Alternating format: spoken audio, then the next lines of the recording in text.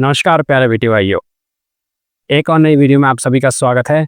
आज के हमारे वीडियो का टॉपिक है कि हम किस तरह कंपनी से हमारी बकाया सैलरी ले सकते हैं कानूनी मदद से।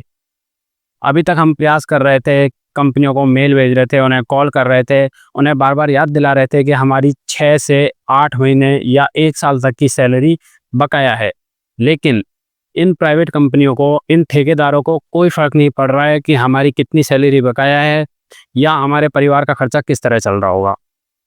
इस समस्या के समाधान के लिए अब हमें ठोस कदम उठाना होगा, कानूनी सहायता लेनी होगी, जिसके लिए हमें पता होना चाहिए कि हमारे पास कौन कौन से अधिकार है, कौन से कानून बने हुए हैं जिनके आधार पर हम इन कंपनियों पर दबाव बना सकते हैं और अपनी सैलरी ले सकते हैं। तो आइए चालू करते हैं आज की वीडियो।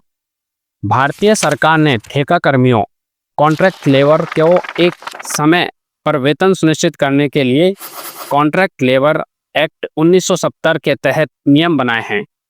इस अधिनियम के चैप्टर 5 सेक्शन 21 में वेतन भुगतान की जिम्मेदारी और समयबद्धता के बारे में स्पष्ट प्रावधान है। इसके अतिरिक्त पेमेंट ऑफ वेजेस एक्ट 1936 और कोड ऑफ वेजेस 2019 जो अब लागू हो चुके हैं भी इस संबंध में नियम लागू करते हैं। सबसे पहले बात करते हैं पेमेंट ऑफ वेजेस एक्ट 1936 की धारा 3 के अनुसार नियोक्ता को हर महीने की 7 तारीख, यदि नियोक्ता के पास 1000 कर्मचारी है तो, या फिर 10 तारीख अगर 1000 से ज़्यादा कर्मचारी है तो वेतन भुगतान करना अनिवार्य है। समझने की बात यह है कि अगर जिस कंपनी, जिस ठेके के नीचे हम काम कर रहे हैं, अगर वहाँ पे सिर्फ 1000 कर्मचारी है तो 7 तारीख तक हमारी सैलरी अनिवार्य रूप से आनी चाहिए। लेकिन अगर उसके पास 1000 से ज़्यादा कर्मचारी है तो हमारी सैलरी 10 तारीख को आनी ही चाहिए। ये तो हो गया तारीख। इसके बाद हम दूसरी बात करते हैं, कोड ऑफ वेजेस 2019 के तहत भी यह सुनिश्चित किया गया है कि वेतन मासिक, साप्ताहिक या दैनिक आधार पर तय सीमा पर भुगतान किया जाए और देरी की स्थिति में कर्मचारी शिकायत दर्ज करा सकते हैं। अब बात करते हैं ठेकेदार और प्रमुख नियोक्ता की जिम्मेदारी क्या होती है। प्रमुख नियोक्ता जिनके लिए हम काम कर रहे हैं ठेका के जरिए, कॉन्ट्रैक्ट लॉ एक्ट 1970 की धारा 21 के अनुसार ठेकेदार को ठेका कर्मियों को समय पर वेतन देना अनिवार्य है। यह भुगतान प्रमुख नियोक्ता की अधिकृत प्रतिनिधि की उपस्थिति में होना चाहिए। मतलब जिनके लिए हम काम कर रहे हैं उनके प्रतिनिधि के सम्मुख या उनके सामने ये होना चाहिए ताकि उनको पता हो कि पेमेंट हो रहा है। यदि ठेकेदार वेतन भुगतान में विफल रहता है तो प्रमुख नियोक्ता जिसके लिए हम काम कर रहे हैं वो वेतन भुगतान की जिम्मेदारी लेनी होगी। इसके बाद प्रमुख नियोक्ता ठेकेदार से इस राशि को वसूल सकता है। तो इसका मतलब हम ये समझ सकते हैं कि अगर हम किसी कंपनी में ठेका के नीचे काम कर रहे हैं तो जिसके लिए हम काम कर रहे हैं वो भी हमारी सैलरी दे सकता है अगर ठेकेदार हमें समय पर नहीं दे पा रहा है तो। अब बात करते हैं न्यूनतम वेतन। Minimum wages act 1948, code on wages 2019 के तहत ठेका कर्मियों का केंद्र या राज्य सरकार द्वारा निर्धारित न्यूनतम वेतन समय पर मिलना अनिवार्य है।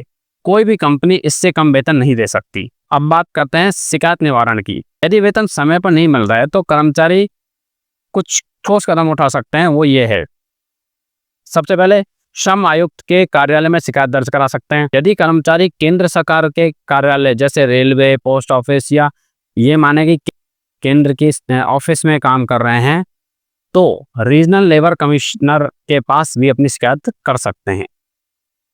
लेबर कोर्ट में 1 साल के भीतर केस दायर किया जा सकता है और सामान्यतः 3 महीने के अंदर निर्णय की उम्मीद की जाती है।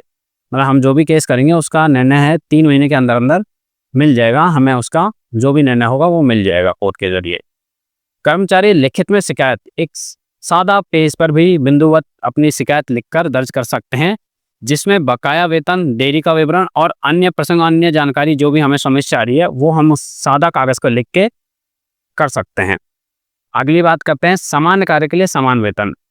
हाल के प्रस्तावों के अनुसार equal pay for equal work सिद्धांत लागू करने की दिशा में सरकार काम कर रही है। यह सुनिश्चित करना कि ठेका कर्मियों को नियमित कर्मचारियों के समान कार्य के लिए समान वेतन और सुविधा मिले। इसके अलावा कुछ अन्य प्रावधान भी है।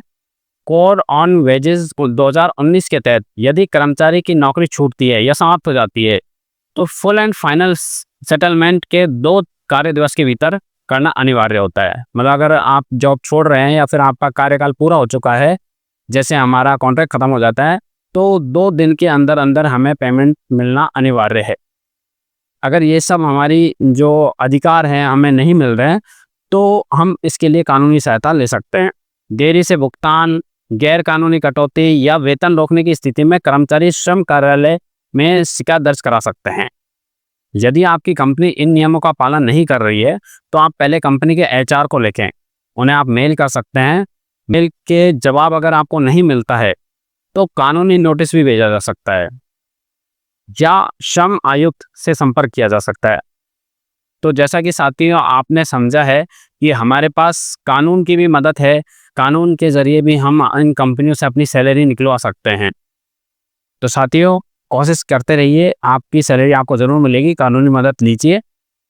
ये वीडियो आपको कैसी लगी कमेंट करके ज़रूर बताइएगा, ताकि हम इस तरह की वीडियो आपके लिए लाते रहें।